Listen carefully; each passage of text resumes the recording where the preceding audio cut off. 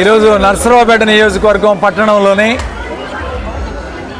Bank colony, Vidyanagar మరియు బాపనయ్య నగర్లో ఎన్నికల ప్రచార కార్యక్రమం నిర్వహించడం జరిగింది. ఈ కార్యక్రమంలో భాగంగా ప్రతి ఇంటికి కూడా వెళుతూ ఉన్నాం. ప్రజలందరూ కూడా చాలా సంతోషంగా ఉన్నారు. ముఖ్యంగా సంక్షేమ పథకాలు ప్రతి ఇంటికి కూడా అందుతూ ఉన్నాయి. జగన్మోహన్ రెడ్డి గారు వాలంటీర్ వ్యవస్థ ద్వారా సంక్షేమ పథకాలు ప్రతి ఇంటికి కూడా అందించారు. కాబట్టి ఈరోజు నేరుగా ఓటర్ తోటి ఈరోజు ఈ ప్రభుత్వం మంచి పనులు చేసిందని భావిస్తూ ప్రతి ఒక్కరూ కూడా సహకారం అందించే కార్యక్రమం చేస్తూ ఉన్నారు.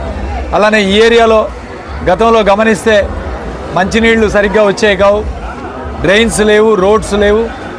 దాదాపు ఈ ప్రాంతం అంతా కూడా ఇప్పుడు రోడ్లన్నీ కూడా కంప్లీట్ చేసాం. మంచినీళ్ళు కూడా బ్రహ్మాండంగా ఈరోజు ప్రతి ఇంటికి కూడా మంచినీళ్ళు అందించే కార్యక్రమం చేశాం. పెద్ద ఎత్తున ఈ కాలనీ అంతా కూడా డెవలప్మెంట్ జరిగింది గత 5 సంవత్సరాల కాలంలో. అట్లానే మున్సిపాలిటీలో విలీనం చేశాం. బ్యాంక్ కాలనీ, అదేవిధంగా విద్యానగర్, ఇవన్నీ కూడా మున్సిపాలిటీలో కూడా కలపడం జరిగింది. గతంలో లింగంగుంట్ల పంచాయతీ కింద ఉండేది. దీని అంతా కూడా మున్సిపాలిటీలోకి తీసుకొచ్చి ఇప్పుడు ఇవాళ వాళ్ళందరికీ కూడా లైట్స్ కానీ, రోడ్స్ కానీ ఇదంతా మున్సిపాలిటీ మెయింటెనెన్స్ కింద తీసుకురావడం వల్ల ప్రజలు చాలా సౌకర్యంగా ఈరోజు చాలా సంతోషంగా ఉన్నారు. అలానే జగన్మోహన్ రెడ్డి గారు ఈరోజు యువకుడైనా సరే ఆయన ప్రతి ఇంటికి కూడా మేలు చేసే కార్యక్రమం చేసిన చంద్రబాబు నాయుడు అంటున్నాడు ఇవాళ జగన్మోహన్ రెడ్డి గారిని ఒక బచ్చా అంటున్నాడు. అంటే వయసుతో నిమిత్తం కాదు, ఎవరు మంచి పనులు చేశారో వాళ్ళు శాశ్వతంగా ఉంటారు. నువ్వు 14 సంవత్సరాలు ముఖ్యమంత్రి చేసావు, ఎప్పుడైనా నీ పేరు మీద ఒక స్కీమ్ అయినా ఉందా, ఒక పథకమైనా ఉందా, లేకపోతే ఒక కార్యక్రమం అయినా చేసావు? ఈరోజు పెద్దలు వైఎస్ రాజశేఖర రెడ్డి గారికి అట్లానే ఎన్టీ రామారావుకి వీళ్ళిద్దరికీ ఈ రాష్ట్రంలో ఒక మంచి పేరు, లేకపోతే వాళ్ళ పేరు మీద ఒక పథకాలు వచ్చాయి. ఆ తర్వాత జగన్మోహన్ రెడ్డి గారిదే స్థానం. నువ్వు 14 సంవత్సరాలు ముఖ్యమంత్రి చేసినా ఎక్కడ కూడా ప్రజలు నిన్ను బాగా పరిపాలించావనే కామెంట్ లేదు. నువ్వు ఒక ఈవెంట్ ఆర్గనైజర్, ఒక సీఈఓగా పనికొస్తావు తప్ప ఈ రాష్ట్రానికి ముఖ్యమంత్రిగా కాదు. ఖచ్చితంగా జగన్మోహన్ రెడ్డి గారు ఇవాళ పేదల పట్ల ఆయన చూపిస్తున్న ప్రేమ, అనురాగం శాశ్వతంగా ఈ రాష్ట్రంలో గుర్తుంటుంది.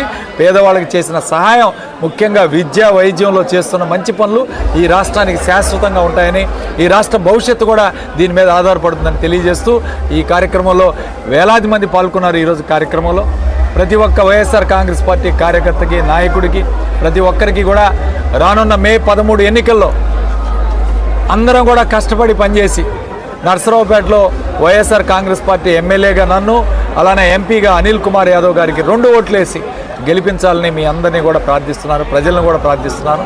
అట్లానే ఈ రాష్ట్రంలో కూడా జగన్మోహన్ రెడ్డి గారు ఖచ్చితంగా మళ్ళీ అధికారంలోకి వస్తారు, అనుమానం ఏమీ లేదు. మళ్ళీ 110 నుంచి 120 సీట్లతో అధికారంలోకి వస్తారని దాదాపు 10 సర్వేలు చెప్తారు. ఇప్పటిదాకా 17 సర్వేలు ఇచ్చాయి. ఏ సర్వేలో చూసినా సరే జగన్మోహన్ రెడ్డి గారు అధికారంలోకి ఇస్తున్నారు. ఖచ్చితంగా మళ్ళీ అధికారంలోకి వస్తాడు, అనుమానం ఏం లేదు. ఆయన చేసిన సంక్షేమ పథకాలు ప్రతి కుటుంబానికి కూడా అందాయి. ప్రతి కుటుంబం కూడా సిద్ధంగా ఉందని తెలియజేస్తూ సెలవు తీసుకుంటాం.